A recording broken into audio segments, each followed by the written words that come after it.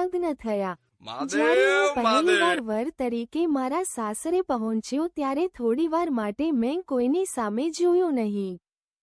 હું ખુરશી પર બેઠો હતો અને મારી આસપાસ કેટલાક સંબંધીઓ બેઠા હતા.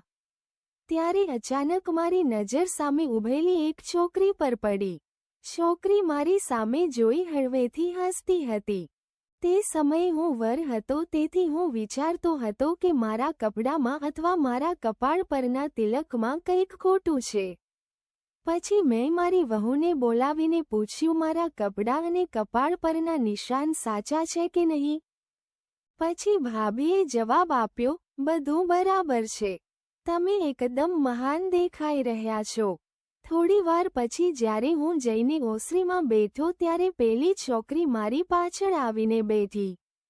થોડીવાર ચૂપચાપ બેઠા પછી તે મને ચીડવવા લાગી.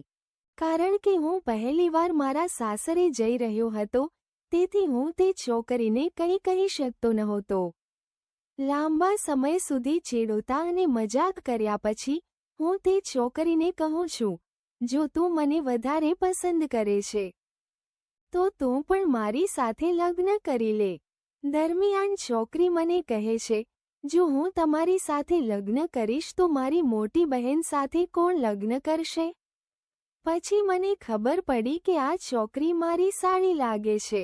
લાંબી મજાક કરતી વાતચીત પછી મેં છોકરીને તેનું નામ પૂછ્યું. ત્યારે છોકરી જવાબ આપે છે કે મારું નામ સંજના છે. થોડા સમય પછી લગ્નની વિધિઓ શરૂ થાય છે. લગ્ન પછી હું અને સંજના એકબીજાને ઘણી ઓળખી ગયા.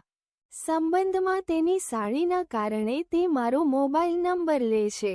લગ્નની તમામ વિધિઓ પૂરી થયા પછી બીજા દિવસે હું મારી પત્ની સાથે મારા ઘરે પહોંચ્યો. મારી પત્ની સાથે રોમાન્સ કર્યાના લગભગ 3 દિવસ પછી હું મારી પત્નીને પરિવાર સાથે મળવાની વિધિ પૂરી કરવા માટે મારા સાસરે લઈ જાઉં છું. હું ત્યાં ગયો અને રૂમની અંદર શાંતિથી બેઠો હતો ત્યારે સંજના મારી પાસે આવીને બેઠી. સંજના મારી સાથે વાત કરવા લાગે છે. થોડીવાર ચેટ કર્યા પછી તે મજાકમાં મને તેની બહેન વિશે પૂછવા લાગે છે. તમને જણાવી દઈએ કે સંજના મારી પત્નીની નાની બહેન છે, જે મારી સાળી જેવી લાગે છે. સંજના મજાક કરતી વખતે મારી સાથે ગંદી વાતો કરતી હતી. રાત્રે હું ઘરની છત પર સૂતો હતો. રાત્રે અચાનક સંજના મારી પાસે સૂઈ જાય છે પણ મને આ વિશે બિલકુલ ખ્યાલ નહોતો. હું ગાઢ ઊંઘમાં હતો ત્યારે અચાનક મને મારી નજીક એક છોકરીની હાજરીનો અહેસાસ થયો. પછી હું ઊંઘમાંથી જાગી ગયો અને જોઉં છું કે સંજના મારી નજીક સૂતી હતી. હું સંજનાને જગાડવાનો પ્રયત્ન કરું છું અને કહું છું, જલ્દી ઉઠો, નહીં તો કોઈ જોઈ લેશે. પણ સંજના ઉઠવાને બદલે મને વળગીને સૂતી હતી. ઘણા સમય સુધી કોશિશ કર્યા પછી સંજના ઊંઘમાંથી જાગી જાય છે અને મને કહે છે, જીજુ, તમે મને સૂવા પણ નથી દેતા. મને લાગ્યું કે કોઈ ધાબા પર આવતા પહેલા ગેટનું લોક ખોલવા માંગે છે પરંતુ સંજનાની પાસે ચાવી છે. આ પછી એવું થયું કે હું પણ સાવ નિર્ભય બની ગયો. બંને લાંબા સમય સુધી રોમેન્ટિક વાતો કરતા રહ્યા. થોડા સમય પછી સંજના મને ગળે લગાવે છે અને તેના દિલની બધી વાત કહે છે. આ વાતો દરમિયાન તે મને કહે છે કે હું તને મારા જીવ કરતાં પણ વધારે પ્રેમ કરું છું. સંજના કહે છે, હું તમને ખૂબ જ પસંદ કરું છું, તેથી જ હું તમારી નજીક આવવા માંગુ છું. આટલું કહ્યા પછી હું સંજનાને કિસ કરું છું. રોમાન્સ કરતી વખતે અમે બંને મજાક પણ કરતા હતા. લગભગ રાતના સવારે 1 વાગ્યા હતા. આ પછી મેં સંજનાને કહ્યું, હવે મને ઊંઘ આવે છે, તો તમે પણ શાંતિથી સૂઈ જાઓ. સંજના કહે છે, ના, મારે તારી સાથે આખી રાત રોમેન્ટિક વાતો કરવી છે. આખી રાત વાત કર્યા પછી મેં સંજનાને કહ્યું કે સવારના 5 વાગ્યા છે. તમે શાંતિથી નીચે જાઓ. આટલું કહ્યા પછી સંજના મને કિસ કરે છે અને ચૂપચાપ નીચે જતી રહે છે.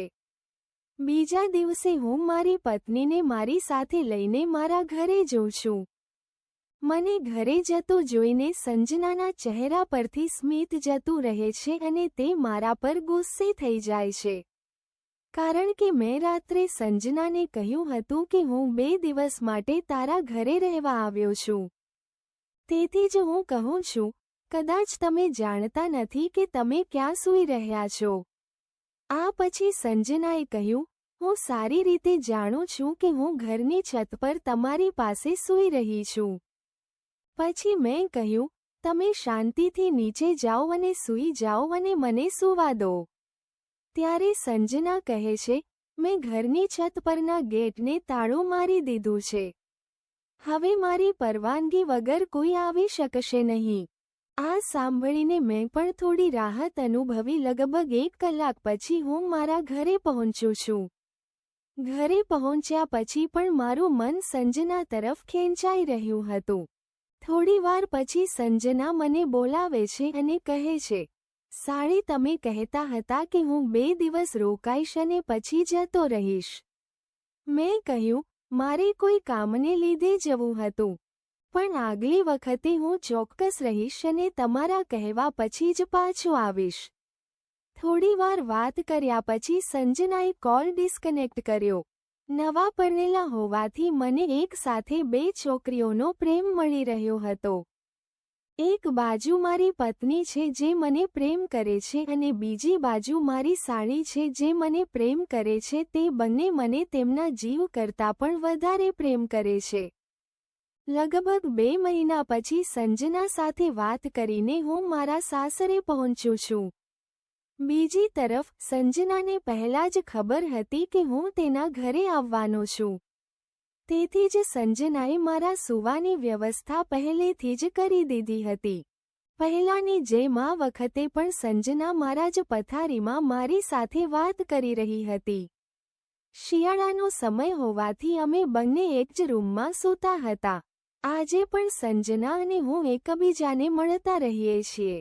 સાળી હોવાને કારણે હું પણ તેના વિના રહી શકતો નથી અને તેને મળવા માટે કોઈ પણ બહાને તેના ઘરે જતો હતો. શેર કરો ના સબસ્ક્રાઇબ કરો. આજે પણ અમે બંને દર મહિને 2 વાર મળીએ છીએ.